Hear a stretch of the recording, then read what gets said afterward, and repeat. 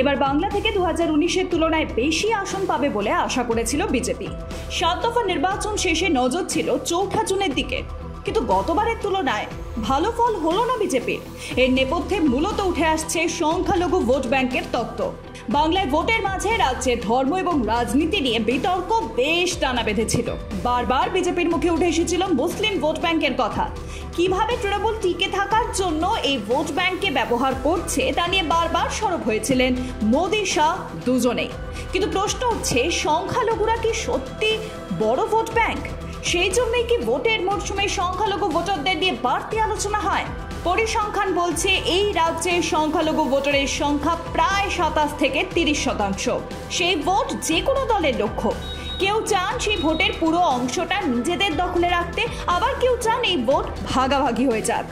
রাজ্য একটি সময় সংখ্যালঘু ভোট থাকতো বামেদের দখলে, কিন্তু 2011 সালের পালাবদল পর্বে সেই ভোটে থাবা বসায় তৃণমূল কংগ্রেস। রাজনৈতিক বিশ্লেষকদের একাংশের মতে 2011 সালের পর থেকে সেই ভোট ব্যাংককে কার্যত নিজের সন্তানের মতো করে আগলে রেখেছেন মুখ্যমন্ত্রী। সংখ্যালঘুদের গায়ে যাতে এক বিন্দুও আঁচ না লাগে তার জন্য সদা সতর্ক তিনি। প্রকাশ্যে এ নিয়ে বহুবার মন্তব্য করতে দেখা গিয়েছে তাকে। শত অপরাধের পরও কখনো টার্গেট করা হচ্ছে, আবার কখনো মিথ্যে ঘটনা বলে তাদের অপরাধ লঘু করার চেষ্টা করেছেন তিনি। এখানেই শেষ নয়, এর সঙ্গে রয়েছে ভাতা।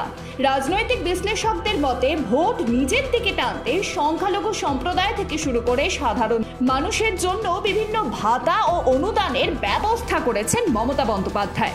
কখনো ইমাম ভাতা, কখনো বিধবা ভাতা, তো কখনো আবার ক্লাবগুলিকে দিয়েছেন মোটা টাকার অনুদান। কার্যত ঘুষ দিয়েই সবার মন জয় করে নিয়েছেন তিনি। আর টাকা দিয়ে মুখ বন্ধ করে দেওয়ার ফলে রাজ্যে যে শিল্প বা কাজ কিছুই নেই তা বেমালুম ভুলে গিয়েছেন বহু মানুষ। তার ফল দেখা যাচ্ছে ভোট বাক্সে। আর একটু লক্ষ্য করলে দেখা যাবে রাজ্যের যেসব প্রান্তে সংখ্যালঘুর সংখ্যা বেশি সেখানেই কার্যত জয়ী হয়েছে তৃণমূল কংগ্রেস। বহরমপুর, যা কংগ্রেসের গড় হিসেবে পরিচিত ছিল, সেখানেও জয়ী হয়েছে ঘাসফুল শিবির। এমনকি বসিরহাট লোকসভা কেন্দ্রেও বরাবরই ফ্যাক্টর হয়েছে সংখ্যালঘু ভোট। আর সেই একই স্ট্র্যাটেজি দিয়ে কার্যত জয়ী হয়েছেন তৃণমূল প্রার্থী হাজী নুরুল ইসলাম। ফলে সংখ্যালঘু ভোট যে মমতার ঘর কার্যত আলো করছে তা স্পষ্টতই বোঝা যাচ্ছে। ব্যুরো রিপোর্ট, মৃতম বাংলা।